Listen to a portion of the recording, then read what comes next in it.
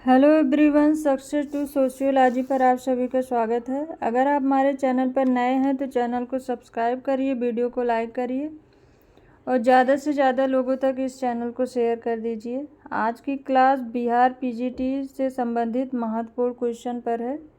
चलिए क्लास को शुरू करते हैं।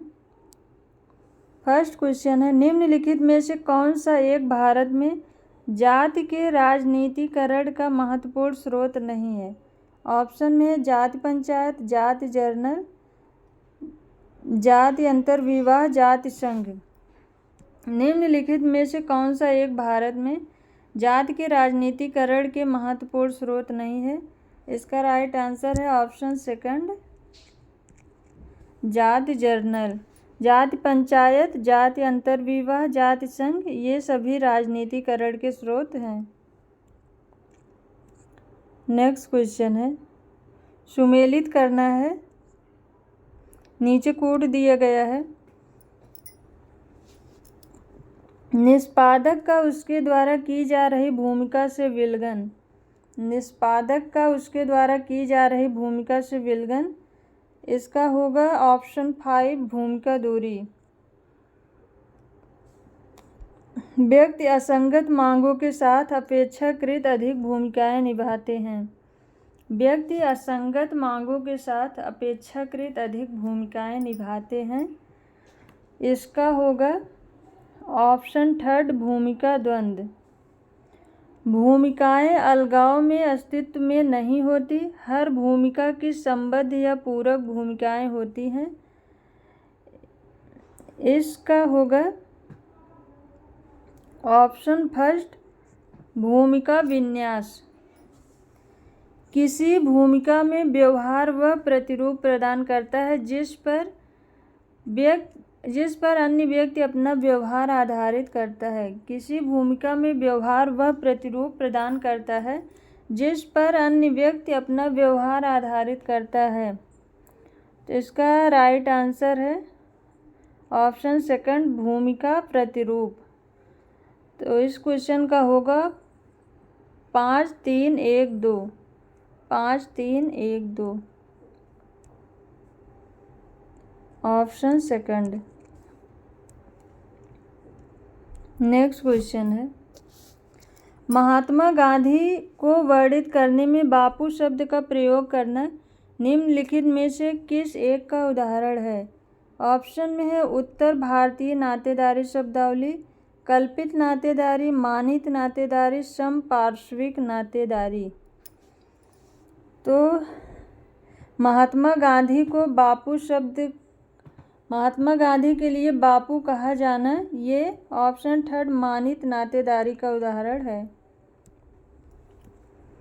नेक्स्ट क्वेश्चन है, कश्मीरी पंडितों में कोटब और मातीमल निर्दिष्ट करता है। ऑप्शन में है गोत्रज एवं अपैतृक मातृबंधुओं के बीच अंतर को, जैविक एवं न्यायिक संबंधों के बीच अंतर को, प्राथमिक एवं द्वितीयक नातेदारों के बीच अंतर को, मौसी के परिवार और मामा के परिवार के बीच अंतर को। कश्मीरी पंडितों में कोटब और मातीमल निर्दिष्ट करता है, इसका राइट आंसर है ऑप्शन फर्स्ट गोत्रज एवं अपैतृक मातृबंधुओं के बीच अंतर को।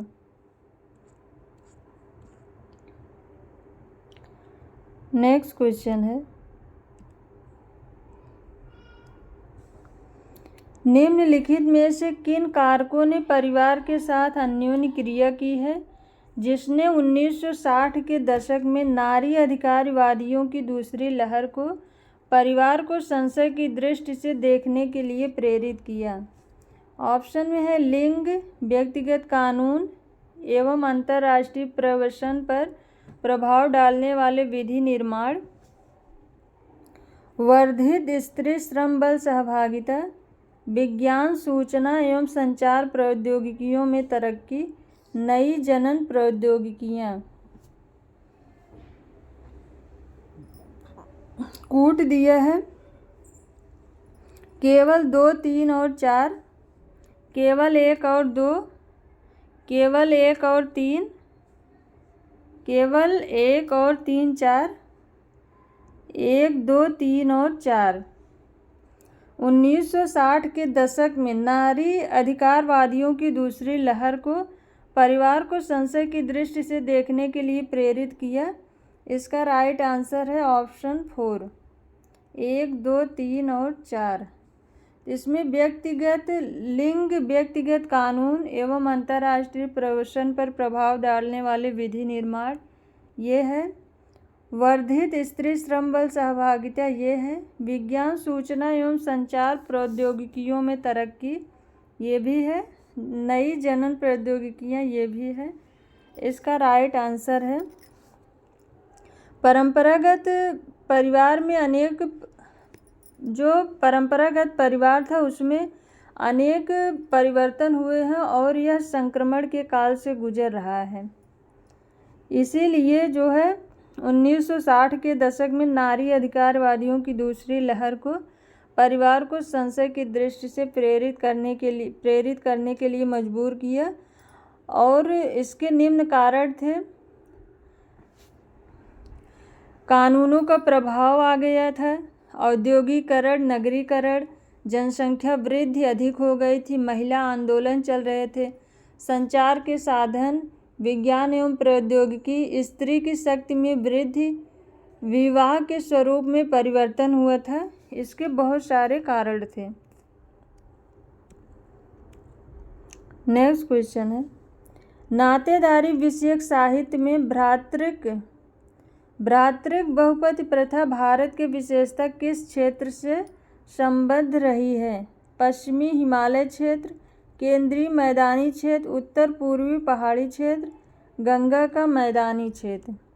नातेदारी विषयक साहित्य में भ्रातृक बहुपति प्रथा भारत के विशेषता किस क्षेत्र से संबद्ध रही है? इसका राइट आंसर है ऑप्शन फर्स्ट, पश्चिमी हिमालय क्षेत्र। नेक्स्ट क्वेश्चन है, परिवार की संस्था के अध्ययन के प्रकारवादी उपागम की अनेक समाजशास्त्री क्यों आलोचना करते रहे हैं? ऑप्शन दिया है, प्रकारवादी संदर्श यह मानता है कि मध्य वर्ग के परिवार आदर्श मूल परिवार होते हैं। सेकंड ऑप्शन है, प्रकारवादी उपागम परिवार की संस्था के अध्ययन में वर्ग, क्षेत्रीय एवं धार्मिक विभिन्नताओं का विचार नहीं करते। प्रकारवादी मत परिवार के विकल्पों का अन्वेषण नहीं करता। यहाँ पूछा है प्रकारवादी उपागम की अनेक समाजशास्त्री क्यों आलोचना करते हैं। यहाँ पर पूछा है क्यों आलोचना करते हैं। यहाँ ऑप्शन दिए गए केवल 1 और 2, केवल 2 और 3, केवल 1 और 3, 1, 2 और 3। तो इसका राइट आंसर है ऑप्शन सेकंड, केवल 2 और 3। प्रकारवादी उपागम परिवार की संस्था के अध्ययन में वर्ग, क्षेत्रीय एवं धार्मिक विभिन्नताओं का विचार नहीं करते। प्रकारवादी मत परिवार के विकल्पों का अन्वेषण नहीं करता। नेक्स्ट क्वेश्चन है, दोहरे वंशानुक्रम अथवा वंशानुक्रम समूह सदस्यता के द्विवंशिक संचार में निम्नलिखित में से कौन सा एक शामिल होता है? ऑप्शन में है गुणों के एक समुच्चय का पितृवंशिक संचरण और गुणों के दूसरे समुच्चय का मातृवंशिक संचरण, माता पिता दोनों से एक समान संचरण, लिंग विशिष्ट वंशानुक्रम का संचरण अर्थात पुरुष वंशानुक्रम का पुत्रों में एवं स्त्री वंशानुक्रम का पुत्रियों में। वंशानुक्रम का इस प्रकार का संचरण कि पुरुष वंशानुक्रम पुत्री में और स्त्री वंशानुक्रम पुत्रों में संचारित हो। क्वेश्चन पूछा है दोहरे वंशानुक्रम अथवा वंशानुक्रम समूह सदस्यता के द्विवंशिक संचार में कौन एक शामिल होता है? इसका राइट आंसर है ऑप्शन फर्स्ट, गुणों के एक समुच्चय का पितृवंशिक संचरण और गुणों के दूसरे समुच्चय का मातृवंशिक संचरण। नेक्स्ट क्वेश्चन, ये सारे क्वेश्चन बिहार पीजीटी में पूछे हुए हैं। आवास नियमों और वंशानुक्रम समूह संरचना के बीच तर्कयुक्त संबंध होते हैं। पैतृक वंशानुक्रम व्यवस्था या तो नवस्थानिक अथवा पितृपति स्थानिक आवास प्रतिरूपों से संबंधित होता है। यहाँ पर पूछा है आवास नियमों और वंशानुक्रम समूह संरचना के बीच तर्कयुक्त संबंध होते हैं। पैतृक वंशानुक्रम व्यवस्था में या तो नवस्थानिक अथवा पितृपति स्थानिक आवास प्रतिरूपों से संबंधित होती है। मातृक वंशानुक्रम व्यवस्था निम्नलिखित में से किन आवास प्रतिरूप से संबंधित है? ऑप्शन में है केवल नवस्थानिक, पितृपति स्थानिक और पत्नी स्थानिक, केवल नवस्थानिक, मातुल स्थानिक और पत्नी स्थानिक, केवल नवस्थानिक, पितृस्थानिक, मातुल स्थानिक, नवस्थानिक, पितृपति स्थानिक, मातुल स्थानिक और पत्नी स्थानिक। इस क्वेश्चन का राइट आंसर है ऑप्शन सेकंड, मातृक वंशानुक्रम व्यवस्था निम्नलिखित में से किन आवास प्रतिरूप से संबंधित है? इसका राइट आंसर है केवल नवस्थानिक, मातुल स्थानिक और पत्नी स्थानिक। Option second. नेक्स्ट क्वेश्चन है नातेदारी के वर्गीकरण का जटिल रूप निम्नलिखित में से किस एक पर आधारित है? ऑप्शन में है वंशानुक्रम व्यवस्थाएं, समरक्तता के संबंध, वैवाहिक संबंध। ऑप्शन दिया गया केवल 1 और 2, केवल 2 और 3, केवल 1 और 3, केवल 2 और 3। नातेदारी के वर्गीकरण का जटिल रूप निम्नलिखित में से किस एक पर आधारित है? इसका राइट आंसर है ऑप्शन सेकंड, 2 और 3, समरक्तता के संबंध और वैवाहिक संबंध।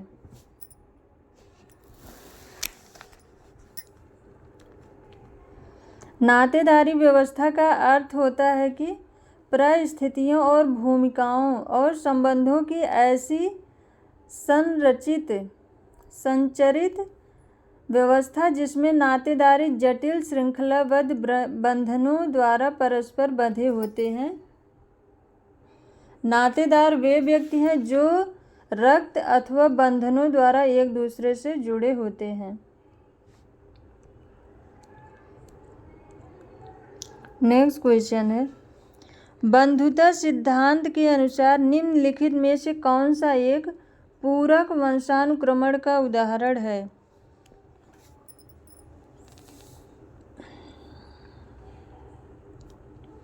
ऑप्शन में मामा और भांजे के बीच पितृवंशानुक्रम व्यवस्था में संबंध, एकान्वयिक वंशानुक्रम व्यवस्था में दादा दादी, नाना नानी, पोता पोती, नाती नातिन के बीच संबंध, मातृ वंशानुक्रम व्यवस्था में माँ और बेटी के बीच संबंध, कुछ प्रयोजनों के लिए मातृ वंशानुक्रम का और अन्य के लिए पितृवंशानुक्रम का प्रयोग। बंधुता सिद्धांत के अनुसार निम्नलिखित में से कौन सा एक पूरक वंशानुक्रमण का उदाहरण है? तो इसका राइट आंसर है ऑप्शन 4, कुछ प्रयोजनों के लिए मातृ वंशानुक्रम का और अन्य के लिए पितृवंशानुक्रम का प्रयोग।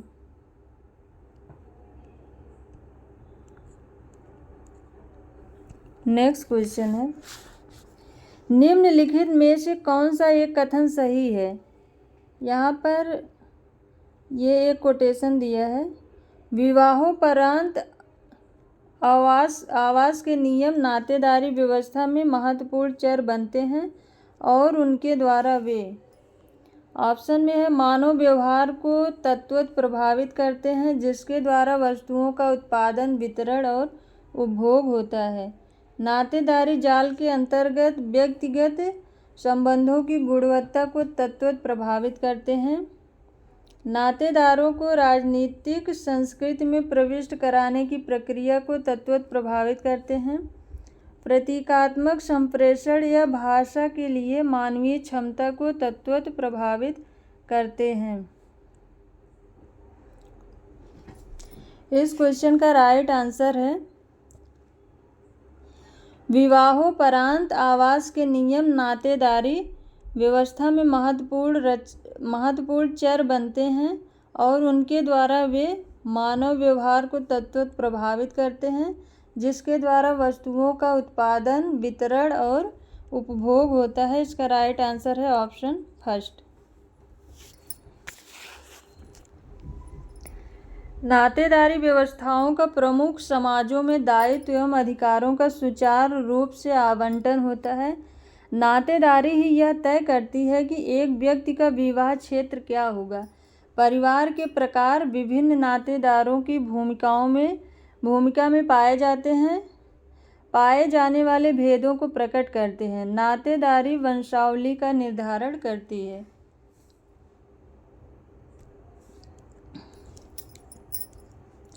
नेक्स्ट क्वेश्चन है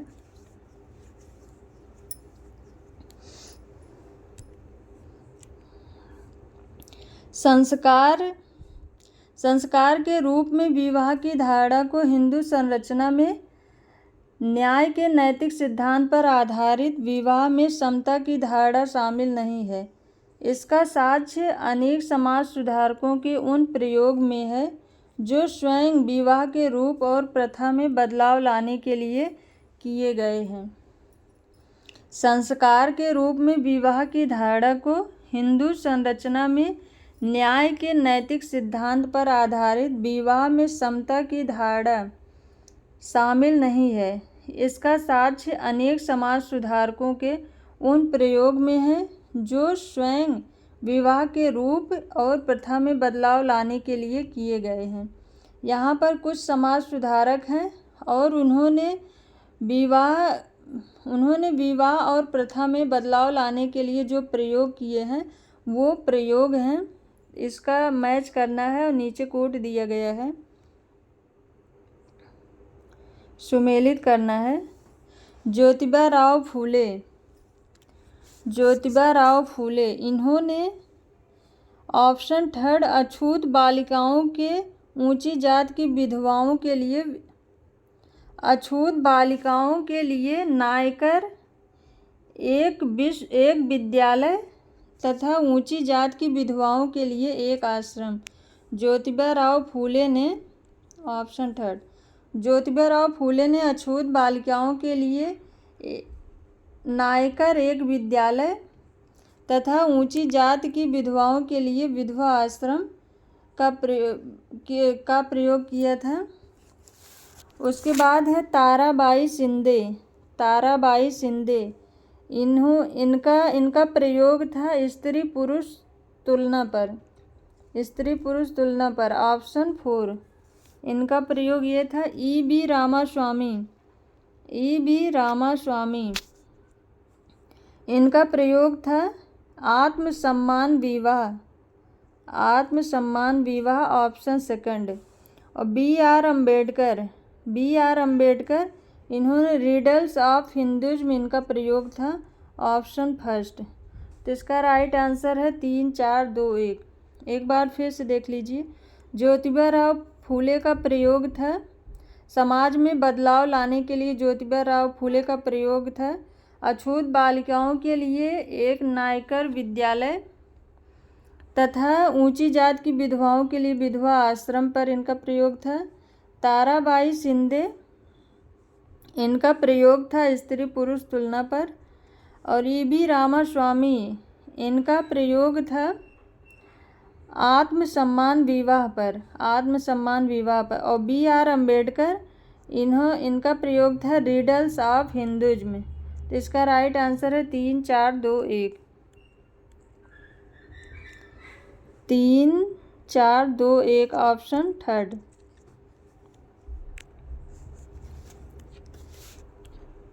नेक्स्ट क्वेश्चन है निम्नलिखित कथनों पर विचार कीजिए।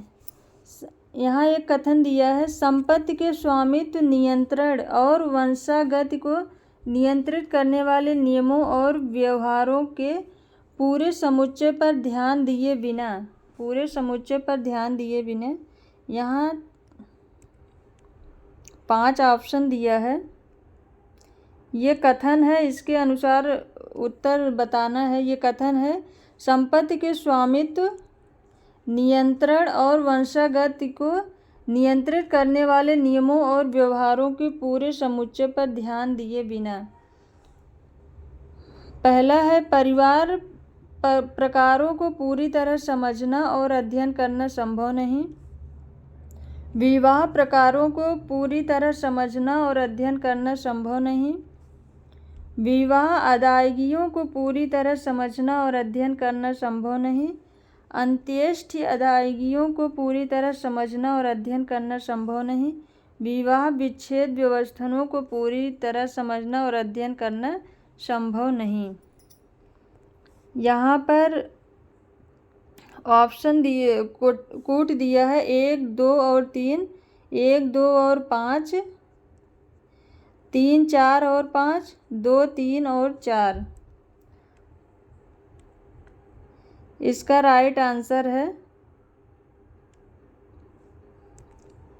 संपत्ति के स्वामित्व, नियंत्रण और वंशागति को नियंत्रित करने वाले नियमों और व्यवहारों के पूरे समुच्चय पर ध्यान दिए बिना परिवार के प्रकारों को पूरी तरह समझना और अध्ययन करना संभव नहीं है।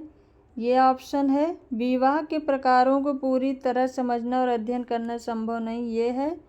विवाह अदायगियों को पूरी तरह समझना और अध्ययन करना संभव नहीं, ये है। इसका राइट आंसर है 1, 2, 3। 1, 2, 3 ऑप्शन फर्स्ट।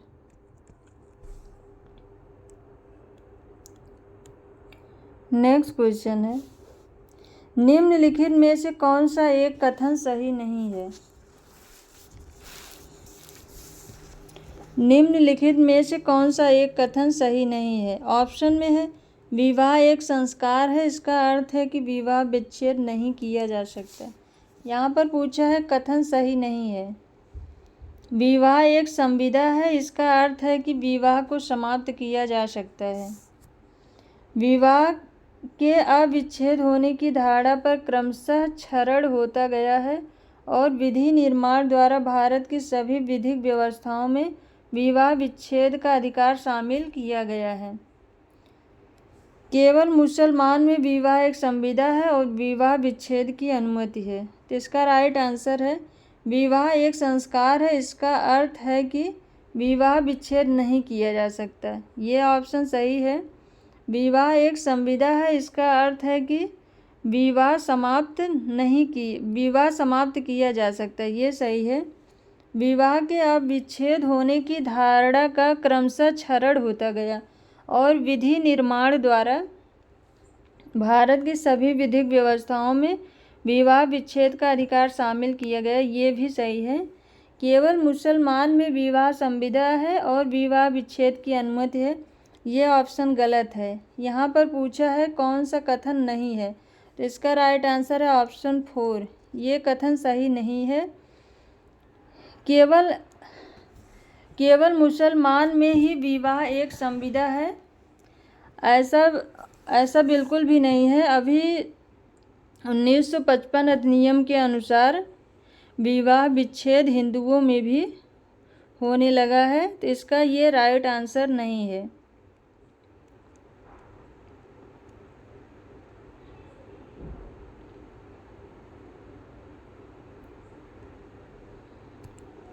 नेक्स्ट क्वेश्चन है, कथन और कारण से है। कथन है, बहिर्विवाह प्रथा व्यक्ति को अपने समूह के बाहर विवाह करने के लिए बाध्य करती है। कारण दिया है, पति पत्नी का वर्ण सामाजिक मानकों द्वारा प्रतिबिंबित होता है। ऑप्शन में ए और आर दोनों सही है और ए का आर सही स्पष्टीकरण है। ए और आर दोनों सही है, आर ए का सही स्पष्टीकरण नहीं है। ए सही है परंतु आर गलत है, ए गलत है परंतु आर सही है।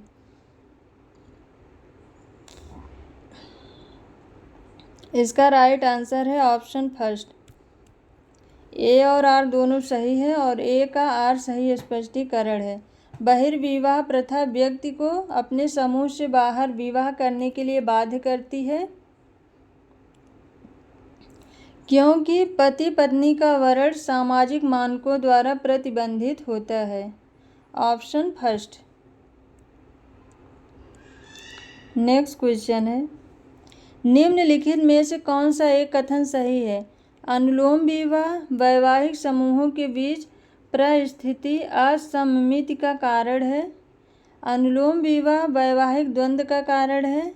अनुलोम विवाह बहुविवाह प्रथा का कारण है। अनुलोम विवाह बहुपति प्रथा का कारण है। इस क्वेश्चन का राइट आंसर है कौन सा एक कथन सही है? Option first. अनुलोम विवाह वैवाहिक समूहों के बीच परिस्थिति असममिति का कारण है। Option first. नेक्स्ट क्वेश्चन है, भारत में परंपरागत विवाह अरेंज मैरिज का प्रचलन निम्नलिखित में से किस एक से संबंधित है? ऑप्शन दिए गए अंतर्विवाह के नियम जो निर्दिष्ट समूहों में ही वैवाहिक संबंधों को परिसीमित करते हैं। बहिर्विवाह के नियम जो एक ही कुल ग्राम पड़ोस के अंदर विवाह को अनुमोदित करते हैं। चचेरे मौसेरे तथा ममेरे फुफेरे भाई बहनों में विवाह को निर्देशित करने वाले नियमों के आदेशात्मक, अनुमतिदायी तथा निषेधात्मक निषेधकारी स्वरूप के बारे में विनिमय। उपर्युक्त सभी भारत में परंपरागत विवाह के प्रमुख नियम हैं जिसमें अंतःविवाह बहिर्विवाह ये मुख्य हैं। इस क्वेश्चन का राइट आंसर है उपर्युक्त सभी। ऑप्शन 4। अंतर्विवाह के नियम जो निर्दिष्ट समूहों में ही वैवाहिक संबंधों को परिसीमित करते हैं ये है। बहिर्विवाह के नियम जो एक ही कुल ग्राम पड़ोस के अंदर विवाह को अनुमोदित करते हैं ये भी है। चचेरे मौसेरे तथा ममेरे फुफेरे भाई बहनों में विवाह को निर्देशित करने वाले नियमों के आदेशात्मक, अनुमतिदायी, निषेधात्मक, निषेधकारी स्वरूप के बारे में विनिमय। इसका राइट आंसर उपर्युक्त सभी। ऑप्शन 4। नेक्स्ट क्वेश्चन है, अधिकांश उत्तरी भारत में प्रचलित विवाह प्रणाली निम्नलिखित में से किस एक पर आधारित है?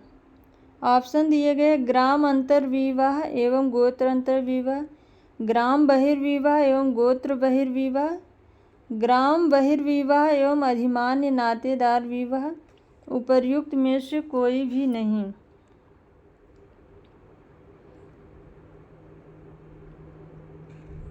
अधिकांश उत्तरी भारत में प्रचलित विवाह प्रणाली एक बहिर्विवाह होता है और एक अंतर्विवाह।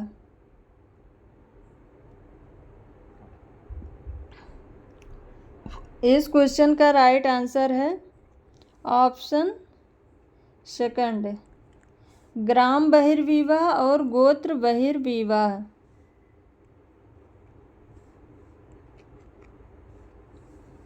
ग्राम बहिर्विवाह और गोत्र बहिर्विवाह। नेक्स्ट क्वेश्चन है, निम्नलिखित में से कौन सी जनजातियों में बहुपत्नी प्रथा व्यवहार में है? Masai, Yoruba, Bantu. ऑप्शन दिए गए हैं केवल 1 और 2, केवल 1 और 3, केवल 2 और 3, 1, 2 और 3। इस क्वेश्चन का राइट आंसर है ऑप्शन 4, 1, 2 और 3। बहुपत्नी प्रथा व्यवहार में अभी भी है मसाई, योरुबा, बांटू। बहुपत्नी प्रथा जब एक पुरुष एक से अधिक स्त्रियों से विवाह करता है तब इसे बहुपत्नी कहते हैं। यह नागा, बैगा, गोंड, लुसाई, निषाद तथा मसाई, योरुबा, बांटू आदि जनजातियों में पाई जाने वाली प्रथा है। नेक्स्ट क्वेश्चन है, ममेरी बहन के साथ विवाह निम्नलिखित में से किस एक का रूप है? प्रतिबंधित विनिमय, प्रत्यक्ष विनिमय, विच्छिन्न विनिमय, सामान्यीकृत विनिमय। ममेरी बहन से विवाह निम्नलिखित में से किस एक का रूप है? इसका राइट आंसर है ऑप्शन फर्स्ट, प्रतिबंधित विनिमय।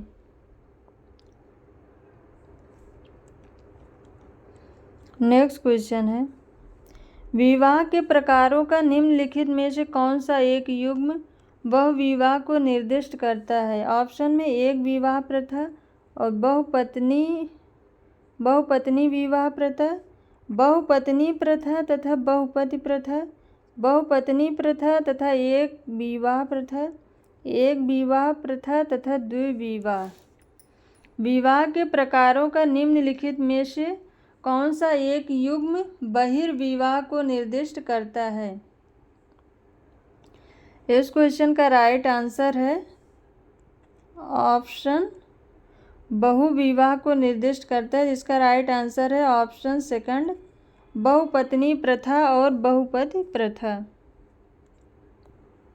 नेक्स्ट क्वेश्चन है, नायर तारवाड़ व्यवस्था निम्नलिखित में से किस एक पर आधारित थी?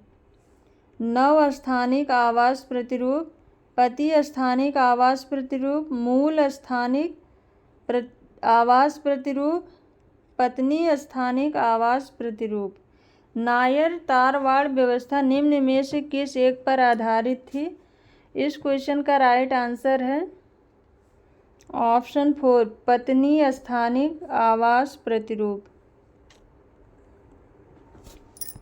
नेक्स्ट क्वेश्चन है,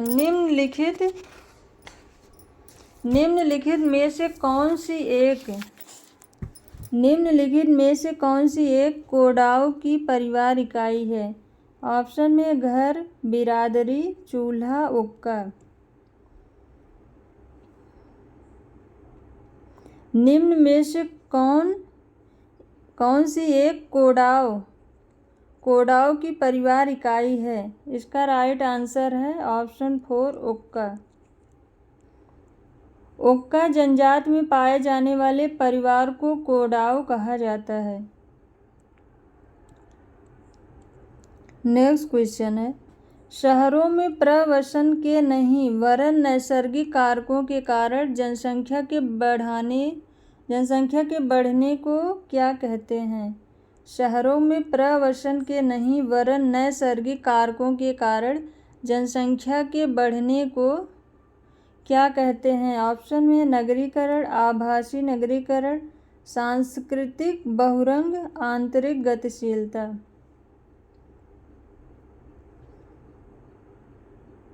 इस क्वेश्चन का राइट आंसर है ऑप्शन सेकंड,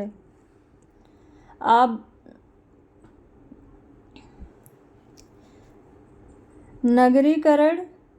नगरीय विचार एवं व्यवहार के विकास एवं प्रसार की प्रक्रिया नगरीकरण कहलाती है। आभासी नगरीकरण, जब वास्तव में नगरीकरण नहीं होता, केवल ऐसा प्रतीत होता है। आभासी नगरीकरण। सांस्कृतिक बहुरंग, कई प्रकार की संस्कृतियों के लोग जब एक ही स्थान पर रहते हैं तो सांस्कृतिक बहुरंग कहते हैं। आंतरिक गतिशीलता, एक ही भौगोलिक क्षेत्र में अंदर ही एक स्थान से दूसरे स्थान में रहना आंतरिक गतिशीलता कहलाती है।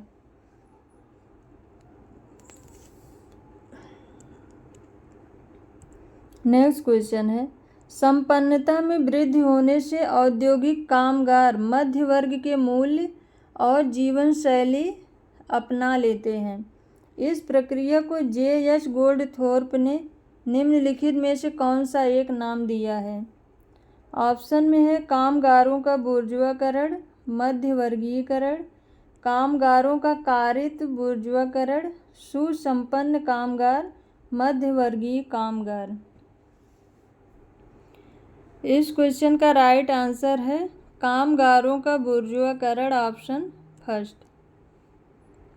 गोल्डथोर्पे ने अपने ऑक्सफोर्ड मोबिलिटी स्टडी 1980 से 86 में बताया कि इंग्लैंड में अवरोही गतिशीलता की तुलना में आरोही गतिशीलता की प्रधानता है। इसके अनुसार अंतः तथा अंतरा पीढ़ी गतिशीलता मध्य वर्ग के जीवन शैली अपना लेते हैं, जिसे उन्होंने कामगारों का बुर्जुआकरण कहा है। नेक्स्ट क्वेश्चन है, इमाइल दुर्खीम ने अपने प्रकारवाद के सिद्धांत की व्याख्या करने में निम्नलिखित में से किस एक का प्रयोग किया है? ऑप्शन में है संरचनात्मक सिद्धांत, जैव सादृश्य, मनोवैज्ञानिक तथ्य, विकासीय सामान्य। इस क्वेश्चन का राइट आंसर है ऑप्शन सेकंड।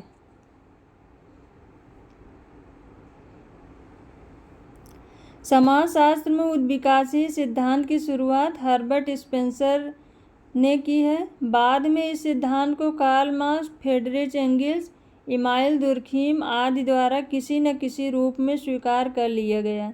दुर्खीम ने यांत्रिक समाज तथा सावयवी समाज में अंतर एक उद्विकासीय उपागम के आधार पर बताया है तथा जैव सादृश्य तुलना समाज से की है। नेक्स्ट क्वेश्चन है, समाजशास्त्र में सामाजिक व्यवस्थाओं की संकल्पना सैद्धांतिक रूप से उन लोगों द्वारा प्रयुक्त की गई है जो समाजशास्त्र में सामाजिक व्यवस्थाओं की संकल्पना सैद्धांतिक रूप से उन लोगों द्वारा प्रयुक्त की गई है जो आलोचनात्मक संदर्भ से कार्य करते हैं, प्रकारवादी संदर्भ से कार्य करते हैं, मार्क्सवादी संदर्भ से कार्य करते हैं, साम्प्रतिक संदर्भ से काम करते हैं। इस क्वेश्चन का राइट आंसर है ऑप्शन सेकंड, प्रकारवादी संदर्भ से काम करते हैं। नेक्स्ट क्वेश्चन है, रॉबर्ट मर्टन के अनुसार जो लोग एक नई सामाजिक व्यवस्था की पुनः संरचना के प्रयास में विद्यमान मूल्यों और उन्हें प्राप्त करने के साधनों दोनों को अस्वीकार कर देते हैं, उन्हें कहते हैं नैष्ठिक, नवप्रवर्तक, कर्मकांडी, विद्रोही। इस क्वेश्चन का राइट आंसर है, इसमें पूछा है पुनः संरचना के प्रयास में विद्यमान मूल्यों और उन्हें प्राप्त करने के साधन, मूल्य और साधन दोनों को अस्वीकार कर देते हैं तो उसे विद्रोही कहते हैं। ऑप्शन 4।